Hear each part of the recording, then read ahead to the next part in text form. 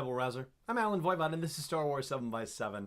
We're at episode number 1621, and today we're going to do a quick wrap-up of Season 1, Part 1 of Star Wars Resistance, a recap and review of Star Wars Resistance and how they are doing with the launch of this new series in the canon. And I think I'd like to start off by talking about the voice casting for the show. And, the comparative with Star Wars Rebels is that, both of them are happening under Disney leadership, and they are, relatively, concurrent, one right after the other. So I think it's a better comparison than, say, trying to go back to the Clone Wars and compare Resistance to Clone Wars or even Rebels to Clone Wars. But I will say that from a voice casting standpoint, and particularly looking at the star quality that they brought into Star Wars Resistance, I have to say that they have upped their game.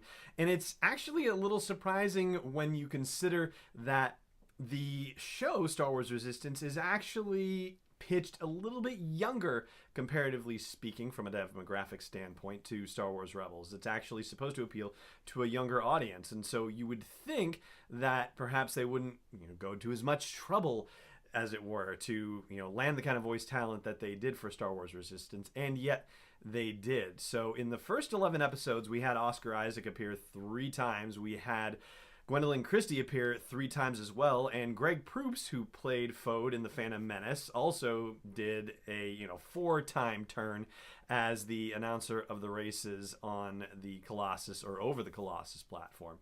So yeah, some major voice talent coming from the movies into the cartoon. If you compare that to what happened with Rebels, it was basically stunt casting, comparatively speaking. You had James Earl Jones doing the voice of Darth Vader at that, one epilogue thing that was a special airing on ABC, not even on any of the Disney channels. So that was just kind of a one-off flyer, basically. And then we had Billy D. Williams show up in an episode, and we had Frank Oz do Yoda for an episode. Those are all, of course, very significant voices, to be sure. And then, the one equivalency is Anthony Daniels. He appeared in 1 episode of the first season of Star Wars Rebels and 1 episode of the first season of Star Wars Resistance. And a couple other notes about the voice casting. First of all, as we reported on yesterday's episode, the Rachel Butera saga has been as officially closed as we're going to get it to be, with the casting of Carolyn Hennessy as General Leia Organa.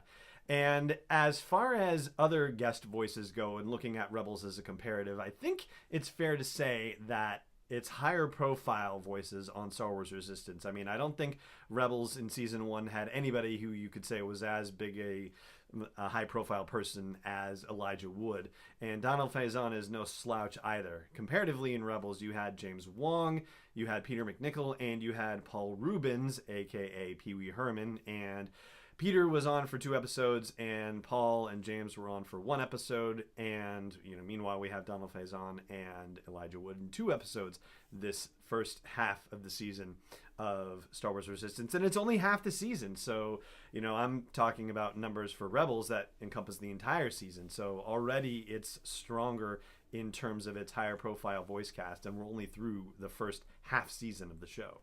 Now, as far as the involved parties go, and I mean this from a group or organization perspective, looking at the good guys side of the house, you have the New Republic and the Resistance, and we don't get to find out a lot about the Resistance.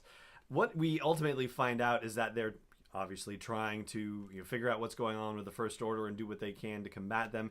We know, and we know this from other things as well, but we know from the cartoon series that they are generally directed not to engage with the First Order, the Resistance is, and ultimately they end up doing that anyway, of course, because otherwise where would the conflict and drama be, especially on a kids cartoon series, right? You gotta have them shooting it out. There's no tense stares or game theory stalemates or anything like that. Like, that's not really going to convey itself very well in a kids cartoon series.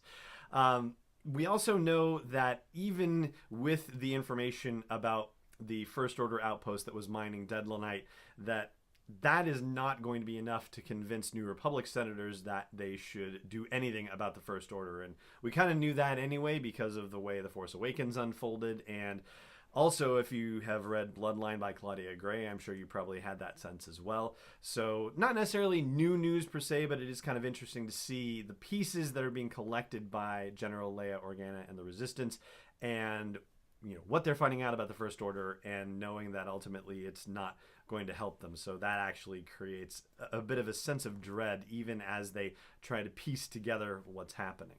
And then you have the bad guy side of the house. You have the First Order and also the band of pirates with which they're working. So the scam that the First Order was running about getting pirates to attack the Colossus and make it so the Colossus would ultimately ask the First Order for help and protection of the refueling platform, well, it seems to have gone as well as the First Order could possibly have hoped at this point. The ink is not written on the thing. It's not a sealed deal yet, but it's about as close as it's going to get at this point. So the pirates have staged successful attacks, and they even have a pirate spy on the platform in the form of the character Sonara. And this is in addition to whatever First Order spy is still lurking around on the platform that we don't even yet know about. And I don't know, I'm starting to wonder, of all the people that they've introduced so far, who is going to turn out to be this First Order spy? So I think that's probably a poll that we should consider running here. Is it going to be one of the aces? Is it going to be the likes of Elijah Wood's character Jace Rucklin? Is it going to be Aunt Z? Is it going to be somebody in the Team Fireball crew, which would be a terrible betrayal, of course. So let me know who you think it's going to turn out to be. Just drop me a line wherever you happen to be catching this show. And so the First Order seems to be doing just fine, and we know that they have a great success coming up. So this whole Colossus refueling platform, however this works out, maybe this helps them with their enterprise, maybe it doesn't. But the interesting thing I think about this at this point is that we've talked here on the show about the fact that eventually they're going to have to get off the platform, and they do from time to time, as we've seen in the last couple of episodes. But I'm talking about the whole major story. Where are we going to go with this? I imagine, just based on the way the timeline is unfolding, that it kind of makes sense to have this first season in its entirety take place before The Force Awakens. And then as far as the next season goes, the second season, which should be debuting in either September or October of next year, leading right into the release of Episode 9, I don't imagine them going past the events of The Last Jedi in Star Wars Resistance until after the release of Episode 9, so as not to give anything away. I mean, at the very least, maybe they would do things that were, concurrent with the events happening in The Last Jedi, so stuff that happened after The Force Awakens, but within that short time period, or, maybe slightly, just the barest hint of time after. But I don't think we're going to see anything significantly going past the events of The Last Jedi until we get into 2020, and that would be the second half of Season 2. But that does open some interesting possibilities for Season 2 as well. I know that's really looking ahead, comparatively speaking.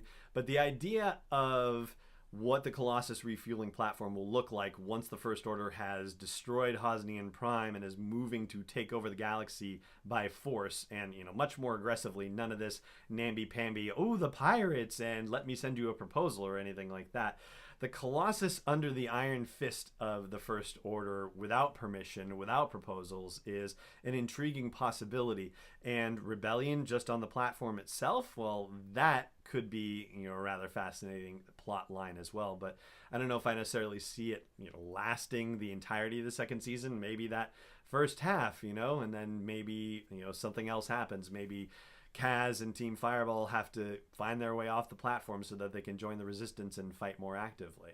But circling back to the second half of the first season of Star Wars Resistance, I think what we see out of it is the lead up to The Force Awakens. And who knows, maybe we'll actually have the events of The Force Awakens happen toward the end of the season, and the last couple of episodes that are usually done as a 2-episode quote-unquote movie, maybe that will deal with the fallout from The Force Awakens. So otherwise, we're going to be leading up to the events, see the First Order try to really get a firm stranglehold on the Colossus refueling platform, and see just how desperate Kaz and the Resistance are going to get in figuring out who that First Order spy is.